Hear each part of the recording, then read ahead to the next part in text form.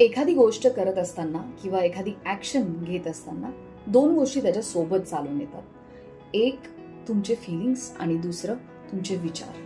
आपले काय थॉट्स आहेत ती गोष्ट करत असताना आणि आपल्याला कसं वाटतं, काय फिलिंग इंटरनली जनरेट होतात. सो आपण जर एखाद्या हॉबी क्लासला जात आहे, आपण एखाद्या ऑफिसला जात आहे किंवा आपण जिमला जात आहे, त्यावेळी काय थॉट्स, काय विचार आपल्या मनात येतात ती ॲक्शन करत असताना आणि काय फिलिंग जनरेट होतात.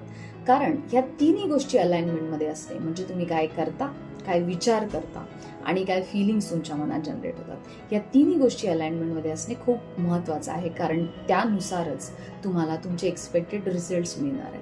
आपण एखादी गोष्ट करत असताना त्याला वेळ देतो, त्या वेळेतून आपल्याला पूर्ण व्हॅल्यू मिळाली पाहिजे, त्या वेळेचा पूर्ण उपयोग झाला पाहिजे, ही सगळ्यात मोठी जबाबदारी असते. सो तो कधी होईल जेव्हा तुमचे हे तिन्ही गोष्टी अलाइन्ड असतील. आणि दुसरी महत्त्वाची गोष्ट, जो डिझायर्ड किंवा एक्सपेक्टेड रिझल्ट असतो तो सुद्धा वेगवेगळा असतो. जिममध्ये जाणाऱ्या दोन लोकांचे डिझायर्ड रिझल्ट वेगवेगळे असतात आणि त्या डिझायर्ड रिझल्टच्या मागे एक बेस असतो. तो तुम्हाला तुमचे डिझायर्ड रिझल्ट एकतर माहिती आहे का, आणि दुसरं की त्याचा बेस काय आहे. जर तुम्हाला माहिती असेल तर कमेंट